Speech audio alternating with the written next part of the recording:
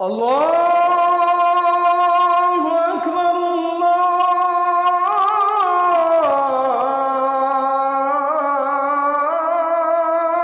আকবার। আপনি তো জানেন যে এই জেনারেশনের ছেলেমেয়েরা রোনালদো, মেসি, নেইমার এদের ফ্যান।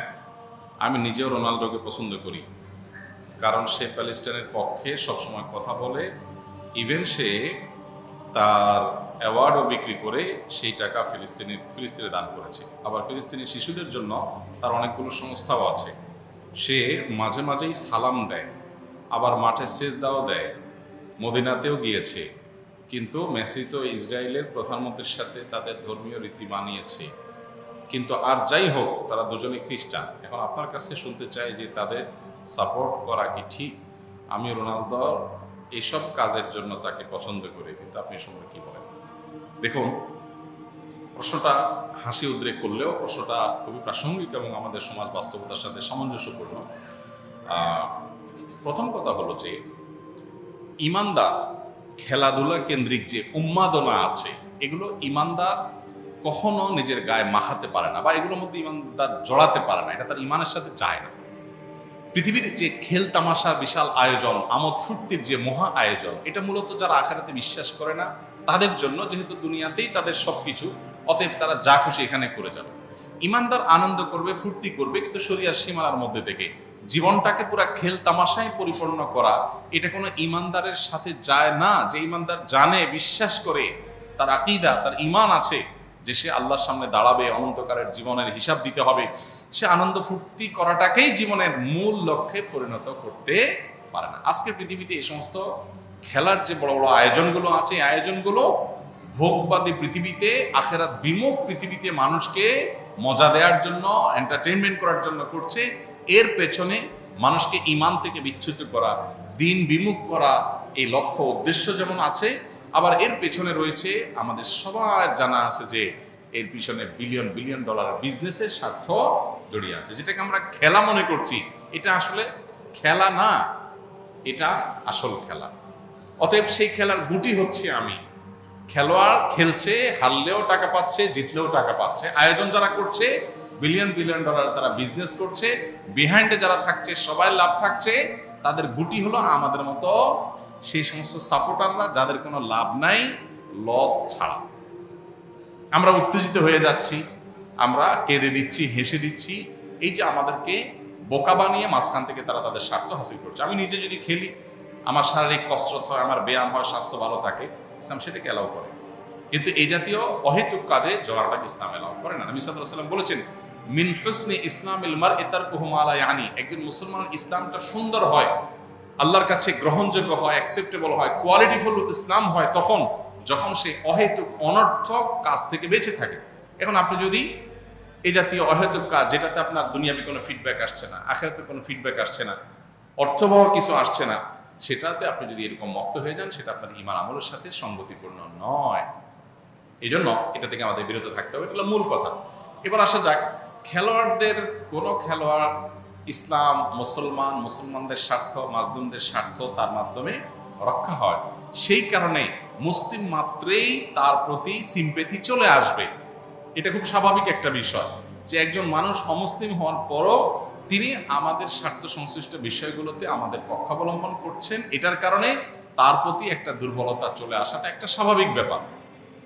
এটুকু পর্যন্ত দোষণীয় না। কিন্তু সিম্পেথি দেখিয়ে আপনি বিসমিল্লাহ বলে তার খেলা দেখা শুরু করে দিলেন, যে আমি যেহেতু তার সাপোর্ট করি বা তাকে, তার এই কাজগুলোকে পছন্দ করি, এই জন্য তার খেলাতেই লেগে গেলাম।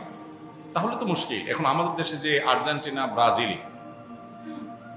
বিএনপি, আওয়ামী লীগের মতো মুখোমুখি অবস্থান আমাদের দেশে দীর্ঘদিন পর্যন্ত যে চলে আসছে, ওই জায়গা থেকে রাজনৈতিক বিরোধের মতো এই খেলার ক্ষেত্রেও মানে কাজ না থাকলে যা হয়, এত বেকার মানুষ এদেশে, সুবহানাল্লাহ। অবশ্য গোটা পৃথিবীতে উন্নত দেশগুলোতেও এই উন্মাদনা ওরা ছড়া দিতে পারছে। মানুষকে বোকা বানিয়ে তারা তাদের স্বার্থগুলো হাসিল করছে, এজেন্ডাগুলো বাস্তবায়ন করছে, মানুষ মোরাল দিকটাকে ধ্বংস করে দিচ্ছে। যাই হোক, তো এই যে ব্রাজিল আর্জেন্টিনার মতো পার্থক্য, আপনি হয়তো কোনো একটা দেশের সাপোর্ট করেন, ব্রাজিলের সাপোর্ট করেন বা আর্জেন্টিনার সাপোর্ট করেন, তো যেই দলের সাপোর্ট করেন ওই দলের একটা মুসলমান খেলোয়াড় খুঁজে বাইর করছেন, অথবা একটু মুসলমানদের পক্ষে ফিলিস্তিনের পক্ষে সাপোর্ট দিয়ে খুঁজে বাইর করে এবার এটা দিয়ে দলিল দিচ্ছেন, দেখো আমি এই জন্য এই দলের সাপোর্ট করি। এটা হলো আপনার নফসের পূজা। আপনি দলের ভক্তি জাহির করবেন, সেটার জন্য একটা ঢাল বানাইছেন। ইন্নামাল আমালু বিন্নিয়াত। আল্লাহ জানেন আপনি কেন এই ধান্দা করেছেন। এই জন্য এসব কিছুর ঊর্ধ্বে উঠে কোনো একজন খেলোয়াড় তিনি ফিলিস্তিনিদের পক্ষে, মাজলুমদের পক্ষে, শিশুদের পক্ষে তিনি অবস্থান নিয়েছেন, জালেমদের বিরুদ্ধে অবস্থান নিয়েছেন, সেটাকে আমরা অ্যাপ্রিসিয়েট 100 বার করবো এবং সেটার কারণে তার প্রতি আমাদের দুর্বলতা অবশ্যই আসবে। দুর্বলতা এসে আমি তার ভক্ত হওয়ার চাইতে তার জন্য দোয়া করবো, আল্লাহ তাকে যেন হেদায়েত দান করেন।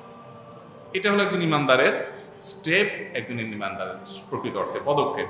অতএব এটুকু পর্যন্ত দোষের কিছু না। এর বাইরে যারা আল্লাহকে বিশ্বাস করে না, যারা জালিমদের পক্ষ অবলম্বন করে, সে যত বড় খেলোয়াড় হোক না কেন, তার পেছনে আমরা যেভাবে ছুটে চলেছি, এই যদি হয় আমাদের অবস্থা, দাজ্জাল যখন আসবে তার হাতে জীবন মৃত্যু থাকবে, ম্যাজিক থাকবে, রিজিক থাকবে, পৃথিবীর খাদ্য পানীয় সত্তার কন্ট্রোলে থাকবে, তাহলে তার পেছনে হ্যামিলনের বাসিয়ালার পেছনে ঘোরার মতো করে কি পরিমাণ আমরা তরুণরা দৌড়াবো, সেটা এই খেলোয়াড়দের পিছনে দৌড়ানো দেখে কিছুটা অনুমান করা যায়।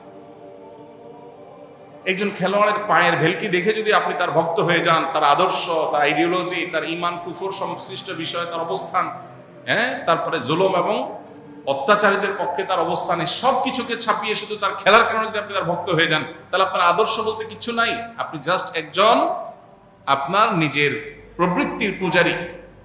আপনার আকল যদি থাকে, একজন খুনিদের পক্ষাবলম্বনকারী, জালিমদের পক্ষাবলম্বনকারী, অভিশপ্তদের পক্ষাবলম্বনকারী এবং অন্যায়ের পক্ষাবলম্বনকারী, শিরকে লিপ্ত, আপনার রবকে যে গালি দেয়, আপনার রবের প্রতি যার অবিশ্বাস আছে, তার খেলা দেখে আপনি পাগল হতে পারেন না।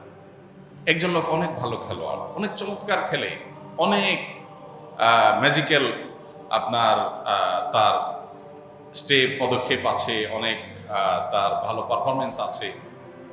এই লোকটা আপনার মাকে যদি কটু কথা বলে এবং বলে যে আপনার জন্মে ঠিক নাই, আপনার বাবা এই লোক না, আপনার মার চরিত্র খারাপ, অন্য কারোর কাছ থেকে এই সন্তান তিনি জন্ম দিয়ে এনেছেন, এই কথা যদি আপনার মা সম্পর্কে কেউ বলে, আপনার মায়ের ব্যাপারে যদি কারো বিশ্বাস থাকে এরকম আপত্তিকর, সে যত বড় খেলোয়াড় হোক, আপনি যদি কুলাঙ্গার সন্তান না হয়ে থাকেন, তাহলে আপনি তার ভক্ত হতে পারেন।